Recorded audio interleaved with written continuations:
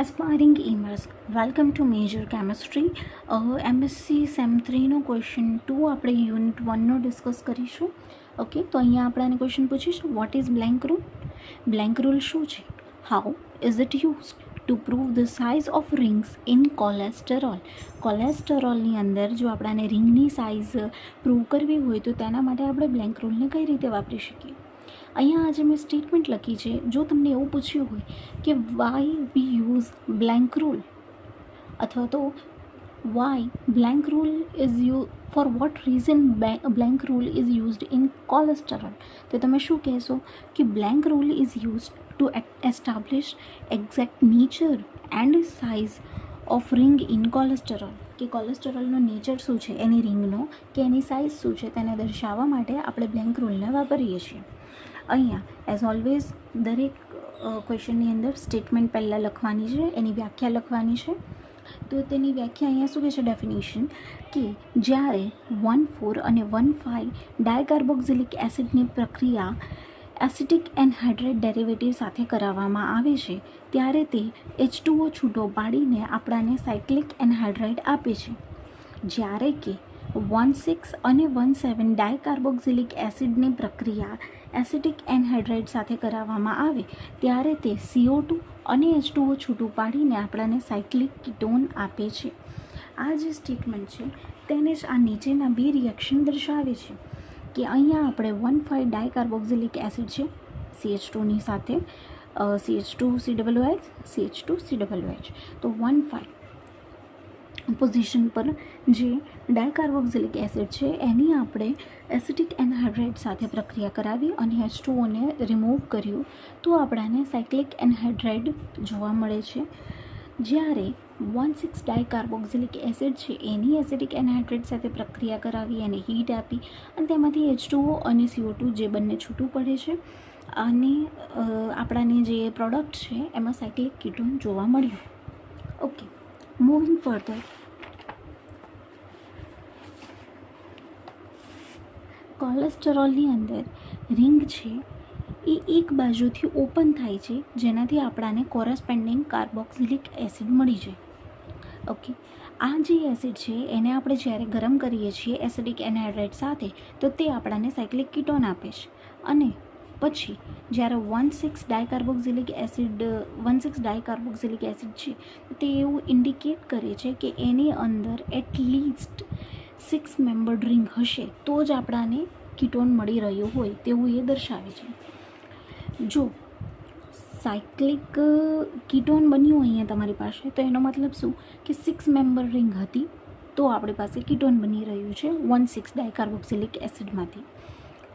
અને જો આપણી પાસે સાયક્લિક એનહાઇડ્રેટ બની રહ્યું છે તો એનો મતલબ શું છે કે 1,5 ડાયકાર્બોક્સિલિક એસિડ છે એ એની જે રિંગ છે એ 5 મેમ્બર્ડ રિંગ હોવી જરૂરી છે. 6 મેમ્બર હશે તો કીટોન ને 5 મેમ્બર હશે તો સાયક્લિક એનહાઇડ્રેટ. હવે આ જે સાઇઝની રિંગ છે એનો પ્રૂફ આપીએ. પહેલાં આપણે દરેક રિંગને સિંગલ ડિસ્કસ કરીશું, like ring A, ring B, ring C and further on. Ring એની વાત કરીએ તો કોલેસ્ટેરોલ અને કોલિક એસિડ બંનેને આપણે ડાયકાર્બોક્સિલિક એસિડમાં ગણીએ છીએ જે પછી આગળ જતાં કન્વર્ટ થાય છે સાયક્લોપેન્ટેનોનમાં અને તે જ કારણે રિંગ A છે એ એક 6 મેમ્બર્ડ રિંગ છે અને R છે એ સાઇડ ચેન માટે એપ્રોપ્રિએટ પોઝિશન છે. ઓકે, ધીસ વે તમારે રિંગ બતાવવાની છે. કોલેસ્ટરોલ અથવા કોલિક એસિડમાંથી આપણાને એક 6 મેમ્બર રિંગની સાઇડ ચેન અટેચ્ડ હોય એવી રિંગ મળી રહી છે અને આને આપણે પહેલાં તો તે બંનેની પ્રક્રિયા કરાવી, કોલેસ્ટરોલની પ્રક્રિયા કરાવીશું, ઓક્સિડેશન કરીશું અને ઓક્સિડેશન પછી તેની એસિડિક એનહાઇડ્રેટ્સ સાથે રિએક્શન કરાવીશું તો આપણાને ફાઇનલ આવી રીતે ચેન મળે છે જેની અંદર COOH ગ્રુપ રિમૂવ થઈ જાય છે અને રિંગ એની ઉપર આપણાને ઓક્સિડાઇઝ્ડ O જોવા મળે છે, double bond O. Okay, moving further આપણે રિંગ બીની વાત કરીએ તો રિંગ બી છે એ કન્વર્ટ થાય છે ટ્રાયકાર્બોક્સિલિક એસિડની અંદર જે આપણાને સાયક્લોપેન્ટેનોન આપે છે જે એક ડિરાઇવ સાયક્લોપેન્ટેનોનનો ડેરાઇવેટિવ આપે છે જે ઇન્ડિકેટ કરે છે કે રિંગ બી પણ 6 મેમ્બર્ડ છે. રિંગ એ તો 6 મેમ્બર્ડ હતી જ, હવે રિંગ બી પણ 6 મેમ્બર્ડ મળી ગઈ. અહીંયા આપણી પાસે કોલેસ્ટરોલ છે, તેની આપણે રિએક્શન કરાવડાવી. અહીંયા 3 જગ્યાએ COOH ગ્રુપ હતું, એનું ફરી AC2O સાથે રિએક્શન કરાવ્યું, આપણને સાયક્લિક કીટોન જોવા મળી. Okay, moving further, let's discuss ring C. Ring C છે એ કન્વર્ટ થાય છે ડાયકાર્બોક્સિલિક એસિડમાં જ્યારે રિંગ સી ઓપન થાય, જેની આપણે આગળ પ્રક્રિયા કરાવીએ એસિડિક એનહાઇડ્રાઇડ સાથે, તો એ ઇન્ડિકેટ કરે છે કે જે 1,5 ડાયકાર્બોક્સિલિક એસિડ છે તેના કારણે આ જે રિંગ હશે એ 5 મેમ્બર્ડ હોવી જોઈએ, પણ તે છે 6 મેમ્બર્ડ. ઓકે, હોવી તો જોઈએ 5 મેમ્બરની, પણ એ છે 6 મેમ્બર્ડ. 1,5 ડાયકાર્બોક્સિલિક છે તો પણ અહીંયા આપણે જે સ્ટેટમેન્ટ જોઈએ છે એ અહીંયા રોંગ પ્રૂવ થઈ જાય છે. ઇન રિંગ સી કોલેસ્ટરોલ છે તેની રિએક્શન કરાવડાવી અને ફર્ધર રિએક્શન AC2O સાથે કરાવીએ એટલે આપણને આવી રીતનું પ્રોડક્ટ મળે છે. રિંગ ડીની વાત કરીએ તો 5 બીટા કોલેસ્ટ્રોન છે તે કન્વર્ટ થાય છે ઇથિયોબિલિયાનિક એસિડમાં અને એ આપણાને સાયક્લિક એનહાઇડ્રાઇડ આપે છે. અહીંયા ઇથિયોબિલિયન છે એ 1,5 ડાયકાર્બોક્સિલિક એસિડ છે, તેથી રિંગ ડી છે એ 5 મેમ્બર્ડ રિંગ છે. એટલે યાદ રાખવાનું છે કે રિંગ સી જે છે એ એક એક્સેપ્શન છે કે 1,5 ડાયકાર્બોક્સિલિક એસિડ હોવા છતાં તે 6 મેમ્બરની રિંગ છે.